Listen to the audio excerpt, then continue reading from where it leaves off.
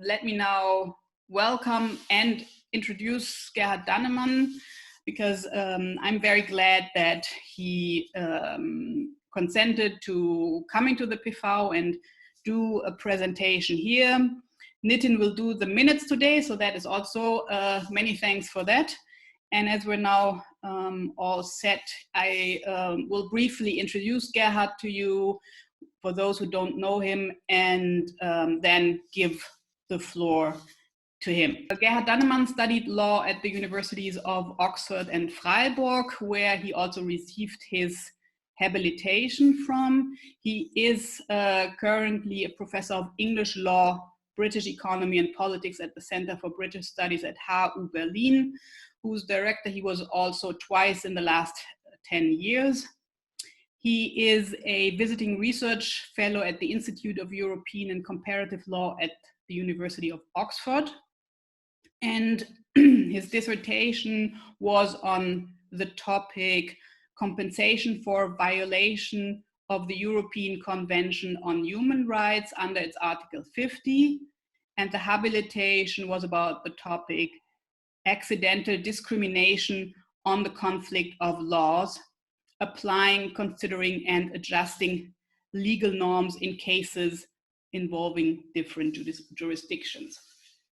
So he has been publishing, besides being a professor of law, a lot about good scientific practice, and gave a lot of lectures on this topic, and has actually been, right from the start of the founding of the Wiki Vroni-Plug, an active member there. So since 2011, he engages himself there tirelessly, as I hear.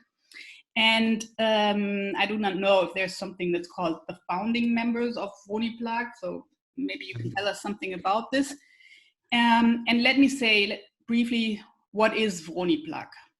So Vroni-Plug came into being around the scandal of the doctoral degree by Karl Theodor zu Gutenberg in 2011. And to give Nitin the full name for the minutes, Karl Theodor Maria Nikolaus Johann Jakob Philipp Franz Josef Sylvester Buhl Freier von und zu Gutenberg. So it's always good to keep in mind that there is something going on in Germany, going around in Germany, that is the German aristocracy. So Gutenberg, how I call him, had to resign after plagiarism that had been discovered in his PhD.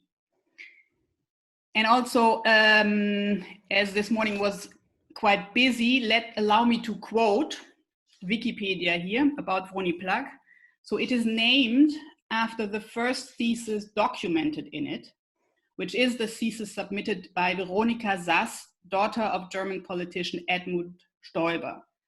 Vroni is a nickname in German for Veronika, and Vroni-Plug was the first crowdsourcing phenomenon of its kind in Germany that has been referred to as an authoritative source in all major media channels in Germany. And still quoting, as of February 2016, 152 dissertations, 8 habilitations, 1 master thesis, and a book on scientific writing have been examined in detail on the site. The most recent case is the current Federal Minister for Family Affairs, Senior Citizens, Women and Youth, Franziska Giffey from the SPD, whose PhD in the end was not revoked, but who did not candidate for the position of SPD party head because of the examination that was still going on at the time. And you probably also know somebody who has been quite instrumental for ZMO at some point in it, was the former Minister of Science, Annette Schavan, who also had to resign after the examination of her PhD.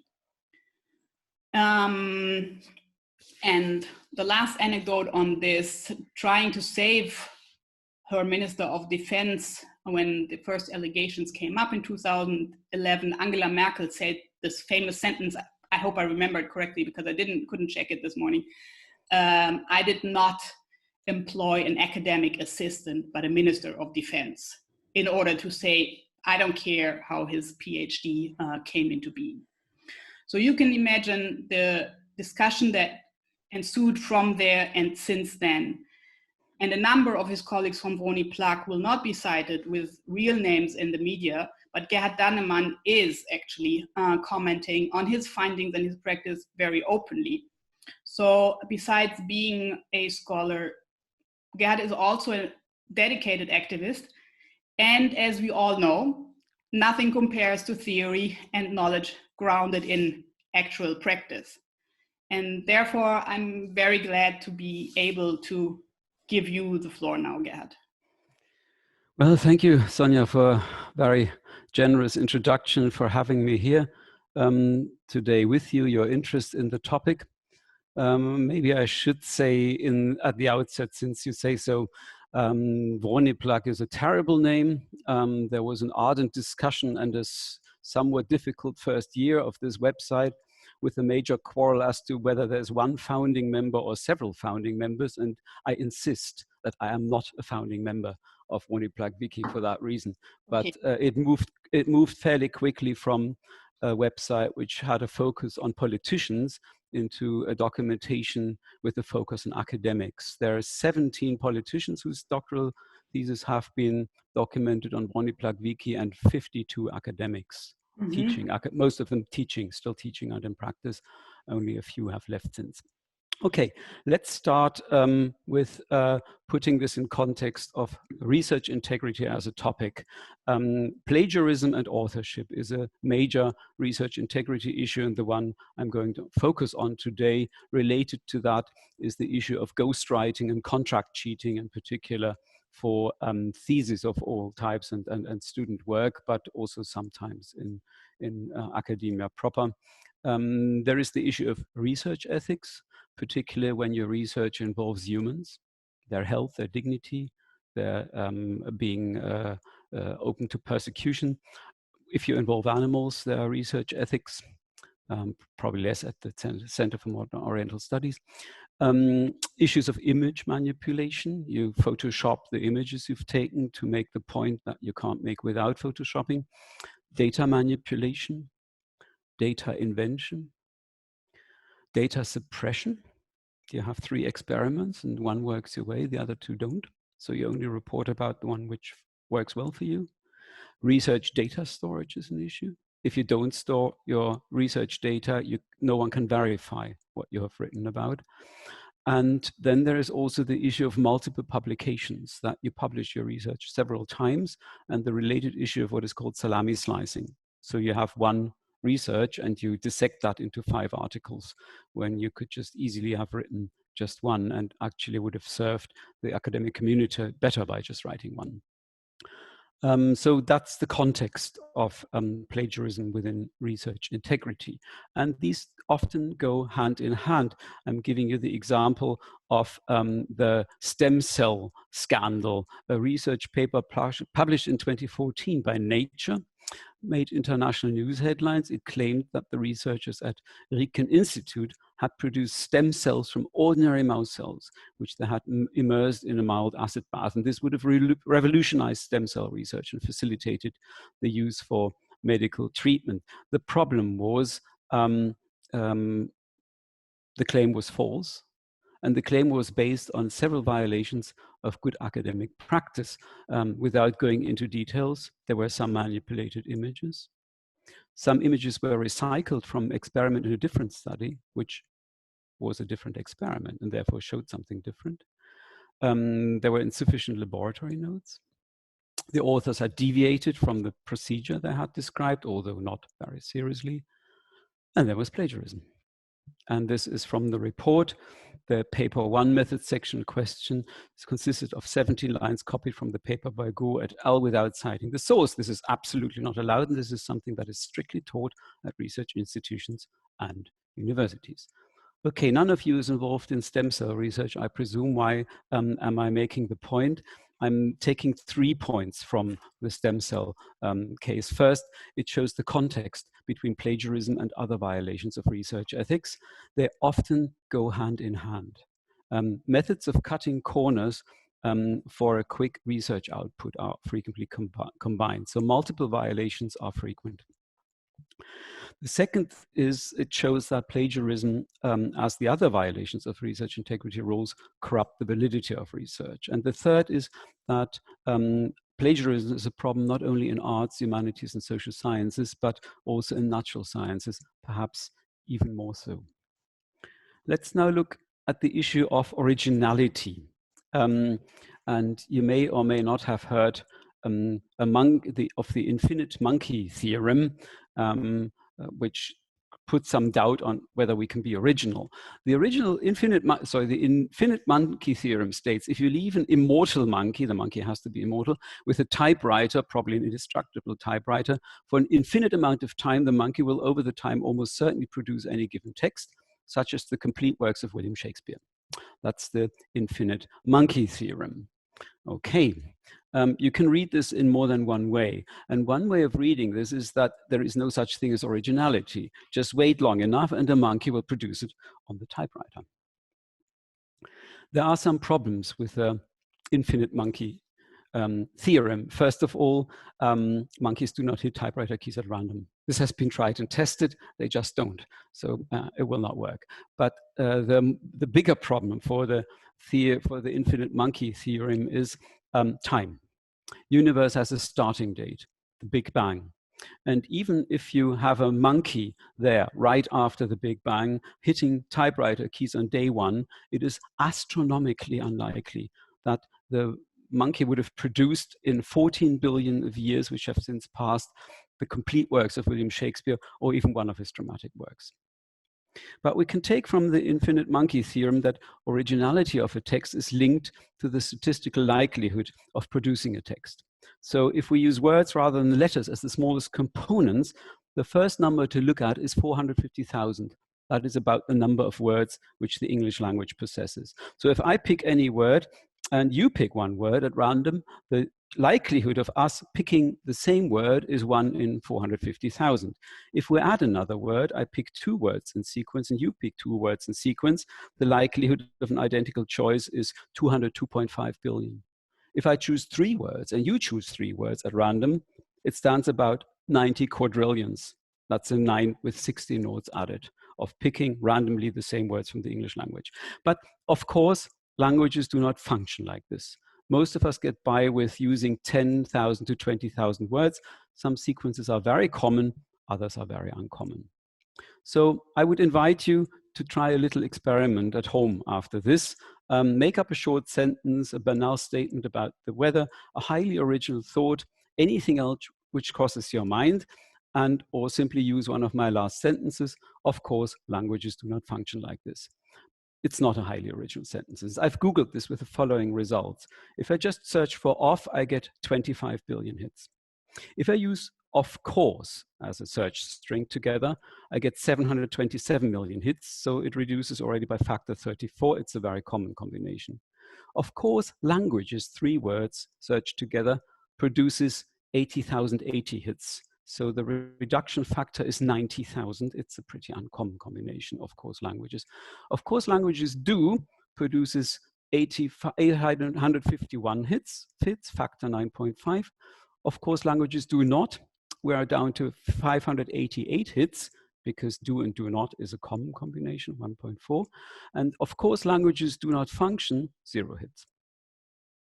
So I've done that for a number of combinations. I've done that time and again. You can do it. Usually a 6-word string cannot be found by Google. And I would guess that on average, if you take a sentence and you add another word, this adds a likelihood of 100, a factor of 100. So that explains that whenever you formulate a sentence with 6 words, there is a good chance that you are the first person in the world to have said these 6 words in a sequence. There are cases where this has been said before, there are even many, but the likelihood is against it. If you formulate 8 words in a row, the likelihood is very great that you are the first person to have put those 8 words in the sequence together. So let's look at citation rules. And now I'm boring you stiff probably because you know them. There are 3 basic citation rules. The first one is cite clearly to your sources for facts, ideas, expressions you have taken from them, and always in the context where you have used your sources. The second is mark as citation any text which you have copied verbatim. 6 or 7 words in a row or more deserve citation marks. That's the point of the Google search. Likewise, mark sources of images and of tables, etc. The third is check all the sources you have quoted. If you are unable to check your sources, you must mark this with cited after, or another expression which makes clear that you have not checked the source yourself. Let's walk through these rules with some examples. The first one is from a master thesis at the Center for British Studies. It talks about Enoch Powell, a member of the Conservative Party and politician who denounced the growing trend in immigration figures, taking a clear stand against the warning the public of rivers of blood, in quotation marks, unless the immigrants do not return to their countries of origin. It goes on saying something about Margaret Thatcher and the country being swamped, etc. Now, a first problem with this text is there is no source. No source is indicated. Okay, you could think this is pretty common knowledge. You don't need a source, but in fact you do. Enoch Powell did indeed give a famous or infamous speech about immigration, but he did not use the words rivers of blood there. That is something which emerged later, and it's being passed on in this paper as in any other paper, that Enoch Powell talked about rivers of blood while he did not. So violations of citation rules perpetuate errors. I'll come back to that. If you use the same thesis, you see 2 more mistakes. A failure to indicate a source properly and a failure to acknowledge the source for all that has been taken from it. So the author, I'm not going to read out all of that, details disadvantages to which Romanian workers were exposed in the United Kingdom after Romania joined the European Union. And no source is indicated for the first half of this excerpt. And then the author cites to a House of Commons report, find that here, and she gives no page number. The bibliography links this to a Home Affairs Committee report. And so this looks like the facts which the author states here had been verified by the Home Committee of a parliamentary committee, but they have not. All this factual information there was actually paraphrasing a memorandum by the Romanian embassy. So her source is the Romanian embassy, and it doesn't look like that, and we don't even know that the same source is being used for the first half of what she has written here. So that's it shows how you can violate source number 1. No, so rule number 1 is also about the plagiarism of ideas, and ideas can be plagiarized in many ways.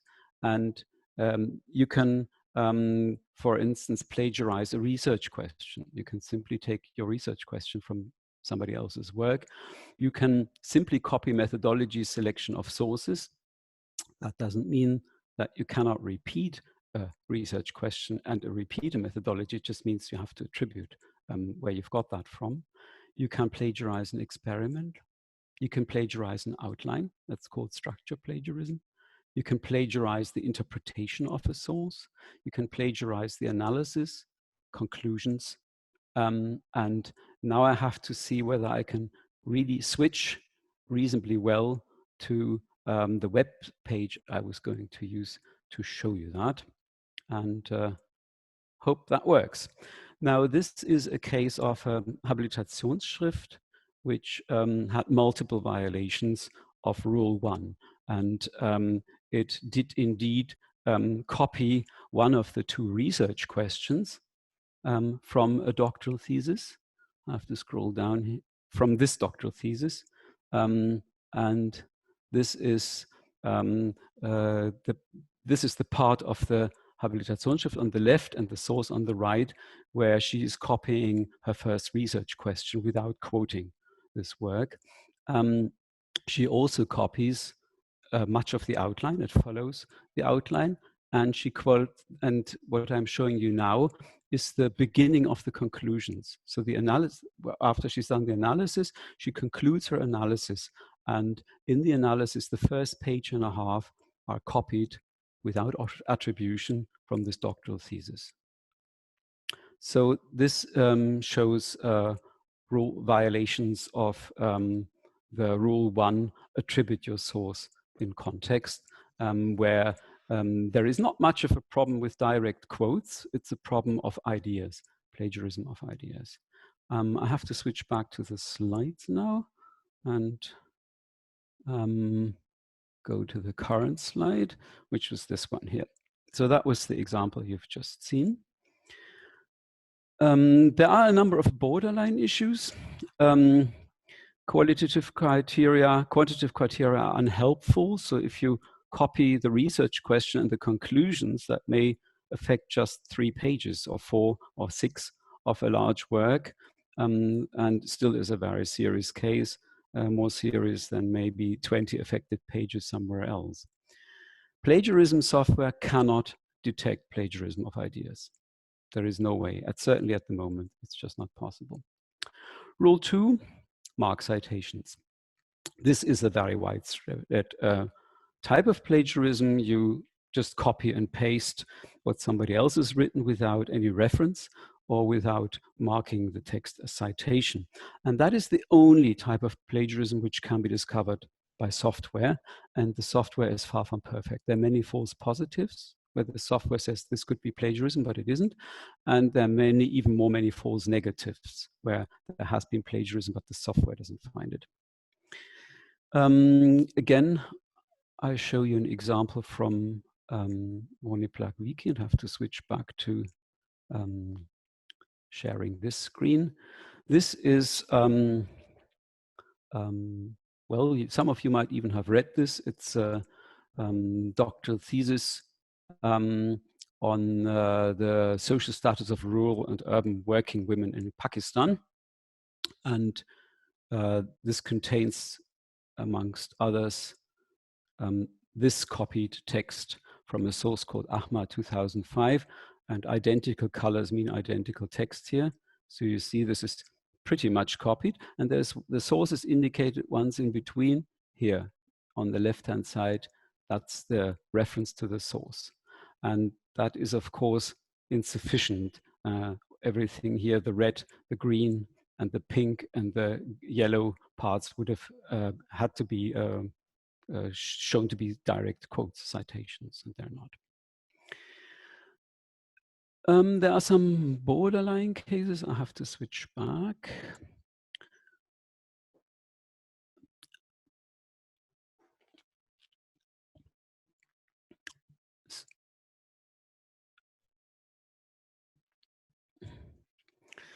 The first borderline case is, well, from when? I mean, do I have to put 2 words, 3 words, 4 words into context? Well, if it is highly original, probably you should put 3 words in quotation marks. Otherwise, well, my rule of thumb would be about 6 or 7 words. But that's, as I say, there is a bit of a borderline issue. The next question is, what about general knowledge, commonplaces, idiomatic expressions? They do not need to be put into quotation marks. If you, as a physicist, quote the 3 laws of thermodynamics, even if there are some slight deviations in the formulations, you will not put this into citation marks and attribute one of them to Newton. People know that. So you're not deceiving your reader by not using citation marks. If you write, as I have done, about the European Convention for the Protection of Human Rights and Fundamental Freedoms, that's a sequence of 11 words. I'm not putting those into quotation marks every time. It's obvious I'm referring to a legal source. I haven't invented that. As soon as there's some originality in the formulation, even if it is standard knowledge, then I would advise to use quotation marks after all. What about paraphrasing? Well, there is a bit of a borderline issue. There are some, if you follow the link to this guide of Oxford University, you can see that some people are pretty strict about it. I would be a lot more lenient if somebody writes, Max Weber tells us that, and I would assume that the words which follow much of that was written by Max Weber himself. So if you're then 6 words in a sequence are not indicated as citation, I would say, okay, I know who's talking to me. Weber is talking to me, not the author. But I would be a lot less lenient if what is followed, what follows, Max Weber tells us that, is not copied from Weber, but from blogs who's written about Weber. That is what Annette Chavan did in her thesis. That what is Franziska Giffey did in her thesis as well. A proper paraphrase would then be, of course, Blogs understands Weber as having stated, not Weber said that. So that's how I would deal with the borderline case of paraphrasing, concealed and unconcealed paraphrasing. Open paraphrasing is okay, concealed paraphrasing is not. A brief look at what is called self-plagiarism. I put this into quotation marks for a different reason. It's slightly, the term self-plagiarism is a little difficult because plagiarism is usually defined as representation of somebody else's work as your own. And that is not the case where you copy yourself, but there are still, in spite of self-plagiarism not being plagiarism proper, there are a number of situations which can be problematic. The first is constant recycling or recycling for separate qualifications. You write a bachelor thesis about one topic. That bachelor thesis becomes a central chapter in your master thesis. Your master thesis becomes a chapter in your doctoral thesis, and you finally recycle that for your habilitation, and that is not on. So you are gaining too much credit apart from the fact that you don't broaden out to any other topics. But that is, again, there are borderline issues. Sometimes it can be done if everybody knows it. The supervisors know it, everybody knows it. But in principle, this is a problematic issue and should be avoided. Then there's something which you call mixed self-plagiarism. So you write an article together with a co-author, and then you recycle that for another article where you don't mention the co-author, and that is plagiarism because you plagiarize the other person's work if you don't give credit for that. Something which happens less in the social sciences, but you see it in the natural sciences a lot. People write an article together and they publish it several times with different persons appearing as first authors, because in the natural sciences, the first author is the one who takes most credit. Whereas in social sciences, we tend to sort authors alphabetically. And there is also a borderline area between self-plagiarism and what I call salami slicing, or the artificial dissection of research. Generally, the way to deal with self-plagiarism is to be open about whether and what part of a text you have recycled. Simply add an explanation that you have already published parts of this text elsewhere, you're fine. If you think you wouldn't like to tell your readers that you've published this elsewhere, then you shouldn't. Now, rule 3 is check all your sources. The rule that all indicated sources must either be checked or clearly marked as secondhand sources is frequently violated by what are called blind citations, in German Blindzitate. And that means that many proofs which you read are in fact second, third, fourth, fifth-hand references. And this excludes falsification. It leads to the perpetuation of error. And this is probably the most dangerous type of plagiarism. And at the same time, it is somewhat underrated. It cannot be detected by plagiarism software. Supervisors and examiners must check at least some references. That's the conclusion I would draw here. And I'll give you some examples later of that when we come to the dangers of plagiarism. I would first like to look at the incentives for plagiarism. Number one is the authors are overwhelmed by the task. So they're not intellectually overwhelmed, or quite often, if they're not writing in their own mother tongue, they're linguistically overwhelmed by the task of writing a thesis or an article. The second incentive is authors want to save time. There may be an imminent deadline, or it may just be more convenient. You can easily save 80 to 90% of the time you need for writing a thesis which follows good academic practice simply by copying and pasting. You can probably save more than 90% of the time. So that is a very strong incentive. There's also the third incentive. Authors want to shine by pretending a particularly high level of rigor, learning, and originality, and I call that premium plagiarism. If you look up the Wonneplug case of LM, a professor at Queen Mary in London, still to this date, that is a wonderful example of premium plagiarism, which looked like an absolutely super learned thesis with years and years of research in at least 10 languages, and it was in fact just plagiarized. What are the dangers of plagiarism? Well, first, most plagiarism is illegal for violation of copyright. In severe cases, this can lead to amount to a criminal offense under German law. So criminal proceedings were indeed launched against Gutenberg for having lifted numerous pages from a diploma thesis of an author who complained. The criminal proceedings were eventually terminated against the payment of a fine. If you plagiarize authors who have been dead for 3 centuries, then of course there is no copyright issue. There is a moral issue. I think it's self-evident, and I won't say anything more about it. But plagiarism disadvantages careers of academics who follow good academic practice, and plagiarizers can produce quantitatively huge outputs within a short time.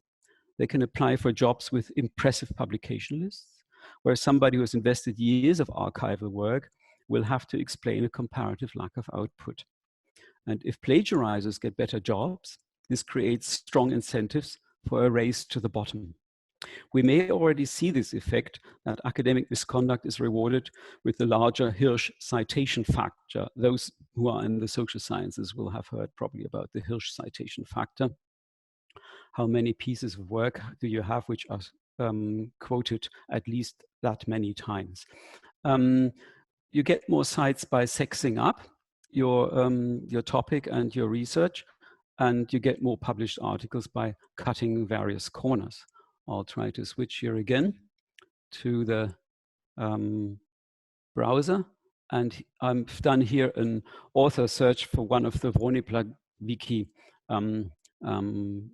objects, an author named Nazola Menon, who used to be teaching in southern Denmark. He does no longer. He has a really impressive hit list here on Google Scholar. Loads and loads of articles which have been cited many, many, many times. So he must have a fantastic Hirsch factor. You will see the first hit has been retracted because of plagiarism, but the following ones apparently not. Most importantly, I would say plagiarism corrupts academia. It seriously impedes the enlargement of knowledge and understanding. In particular, unreflected copying misses out on opportunities for re-evaluation, and it counteracts falsification. Perhaps the most important tool for academic advancement, if you believe Karl Popper, is falsification. And I will use one example from Wonneplug Wiki. This is now in German language. I must convince Zoom now that it doesn't pop up a menu before I can hit the page here. Yeah. This is a graphic representation of plagiarism in a doctoral thesis. Everything which is colored has been plagiarized. This is a graphic reproduction of page by page. And this is a thesis, a law thesis, which was submitted at Humboldt University. Humboldt University rejected this on account of plagiarism. Then the author submitted the same thesis with small modifications at the University of Innsbruck, where the thesis was accepted. On the strength of this thesis, this author became a full-time professor in Germany. The University of Innsbruck, who was notified by me of this of documentation, has apparently decided to uphold the degree. It has refused to communicate this, and the author continues to teach his German students the standards of good academic practice at a German higher education institution. This is not an isolated case. While some universities take decisive action when presented with a documentation of plagiarism, others try to brush this under the carpet. remain secretive and even ignore legal rules. But let's return to the perpetuation of error, which is so facilitated by plagiarism. Let's look at this small little passage here. I'll read it in German. Dass es sich nicht ziemen würde, der Königin widersprechende Ratschläge zu erteilen, gibt es im Privy Council niemals ohne Ausnahme dissenting opinions, worin ein überstimmter Richter eine abweichende Rechtsauffassung darlegen kann. Well, he's copied that in 2000 something from a 69 thesis, where you find the same. The problem was the 69 author had copied that from somewhere else, and it was already outdated. That had been changed in 1965. A statutory instrument in 1965 had introduced the dissenting opinions in the Privy Council. In 2002, our author blindly copies this from the source, and because it sounds better, he even adds the words niemals ohne Ausnahme, which his source had not in here. And he even failed to put 2 and 2 together. If you look up the thesis, you'll find a mention of a Privy Council judgment which contains a dissenting vote. I suppose he never looked that one up either. Otherwise, he would have discovered that what he was writing here is not true. The next problem is that this author copied from another author who was not very good with sources either. You see here a sequence of citations from well-known sources, and you see here every time you have here a sig, you see a copying error, another copying error. You have parliament instead of parliaments. You have here triennial, septennial, septennial. So he's copying not very well. So he adds mistakes. The next problem, if you scroll down, you get a full explanation. His source had already added a lot of mistakes to the quotes. So every time somebody copies blindly, you see that the quotes change. And this ends up with authors being authors who cannot longer defend themselves because they've been dead for quite some time, being made authors of things they actually never said. It reminds me of the children's game Chinese Whispers, Stille Post in German. You know, everybody whispers a word into the ear of his neighbor, who passes this on, whispering to the next neighbor, etc. And in the end, everybody thinks it highly amusing that the outcome is completely different from the original. And that's what we're doing in academia if we copy blindly and add mistakes. That's the fundamental problem with blind citations. If you are allowed to copy blindly without indication, so is your source, with the effect that everybody is allowed to copy blindly, and in the end, everybody will. This is a certain way of perpetuating errors. And in the worst case, this can cost lives. And unfortunately, this is what has happened. Look at this. This is a 1980s letter to the editor to the New England Journal of Medicine. That is a very respected medical journal. And you see there 5 sentences. Addiction rare in patients treated with narcotics. Somebody has gone through hospital files and noticed while people were staying there and getting narcotics, which is anything between codeine and morphium. They don't have many incidences where they noticed that people were afterwards addicted. This has turned through blind copying into a gold standard double-blind clinical study, which has shown that opiates are not addictive. This was never undertaken, but we have here a later evaluation of how this 1980 letter on opiate addiction was quoted elsewhere. And you see this has been quoted huge amounts of times, over 600 times. And you see here the dark ones indicate affirmational, as indicating that opiates do not make addictive. And there are very, very few negational ones. There is one here at the beginning in the year 1988, and then there's the next one many years later, and then towards the end of the curve, you see a couple more negational ones. And well, it happened over the time that people believe that opiates do not make addictive. You have 400,000 dead people from opiate addiction in the United States alone. You have several million addicted people.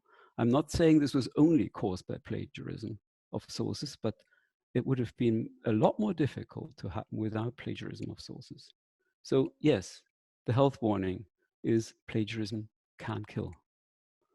I'm returning back now to this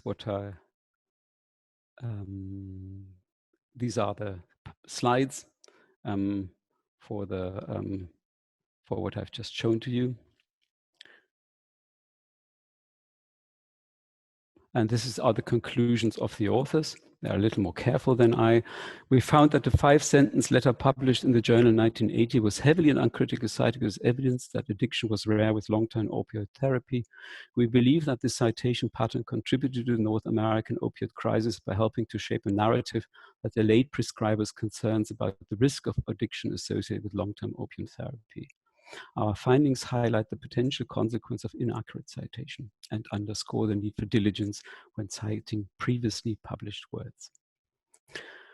Okay, we all know how to deal with sources. How do we find out that other people have not been dealing properly with sources, particularly if it's a supervised thesis?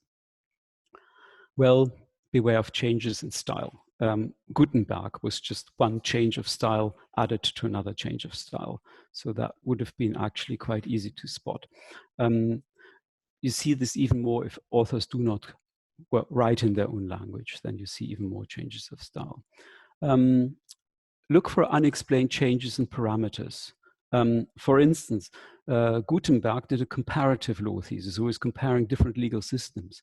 But the legal systems he compared changed throughout, all the time, throughout the thesis. Sometimes Australian law was interesting, sometimes French law was interesting. Why? The reason is because he copied from other people and he copied their choice of legal systems. Badly fitting context. I could switch now for an amusing example of a badly fitting context to the next example from Woniplug Wiki. That is a not so well written doctoral thesis, which has actually managed to copy and paste from the Informationsblatt 1 2002 des Karate-Dojos Münster, which reports about prize awards. And you see here that this gentleman has copied herzliche Glückwünsche, congratulations, from his source. And in the doctoral thesis, you wonder, who is he congratulating and why? Well, this is badly fitting context. It's a sign of plagiarism. If you find herzlichen Glückwünsche in a doctoral thesis, you should, your warning signs should be flashing. And switching back to the slides. Unexplained contradictions. If you copy sources with different views, you may not notice that they have views which are conflicting with each other. And you may simply not notice that you're contradicting yourself. So that is an indicator. Use of outdated editions of standard textbooks. Why? Well, because it's a lot of work to look up what is the most recent edition and on what page of the most recent edition do I find what was said before. So you simply use the outdated edition. Inconsistent citation style. Citation style changes all the time because it's also always copied from the source. Repeated reference to the same source with ascending page number. So the source which is being quoted progresses exactly as the work you're looking at progresses, and you find it over pages and pages and pages, time and again. Not as the only source, but time and again as a source. That is a bit of a giveaway. Then in recent works which have been published electronically, believe it or not, you often find hidden links. People copy and paste, in particular from Wikipedia. If you copy from Wikipedia, you copy all the Wikipedia links to other Wikipedia articles. You may not see that these links are still in your text when you submit this as a PDF. If you move the cursor over the PDF, then the hidden link will appear. And in Woniplug Wiki, there are several theses which have lots of hidden links to Wikipedia. So that is a particularly stupid way of plagiarizing, but yeah, you can look for hidden links. Now, let me just be clear about that. Not any change in style, not any badly fitting context, not any unexplained contradiction, not any use of outdated editions, etc., means somebody has plagiarized. It's just that if you have several of those, or if you have particularly blatant cases of those, the warning light should be flashing. So I'm just giving you some indication on what you can look for if you want to have an idea whether something is plagiarized or not. Finally, tools for plagiarism. Detection. Well, there is plagiarism software. I'm using it, but it has very, very serious limitations. It doesn't find anything which is not in the database of the software. So books, unless they are data-based or they have been reproduced somewhere online or in a database, you don't find them at all. And as I said, there are many, many false positives and many false negatives. I could even tell you how you can try to fool plagiarism software. The useful are Google searches or search engines. If you find 3 or 4 expressions in a combination which you think is somewhat unusual, then just enter those 3 keywords into Google and see what happens. Sometimes a text which is very similar to the one you're looking at is popping up.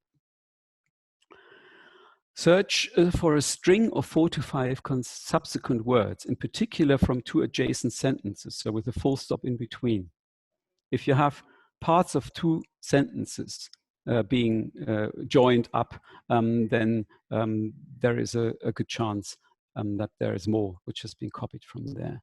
And then there's also, that would be my final link here, there is a Simtexter-based application for comparing 2 texts to each other. If you have a text already and you want to know how much in this text is identical with that other text, then a Simtexter is search is very useful. This is what this page looks like. You can upload a file or enter text 1 into here where it says type or paste some text, and do the same on the right-hand window, and then you get a wonderful colored comparison of the text, and that way you can see a lot more than you would otherwise. I think I've used up pretty exactly 40 and a few minutes, so I think this is a good point in time to stop. Thank you for your patience.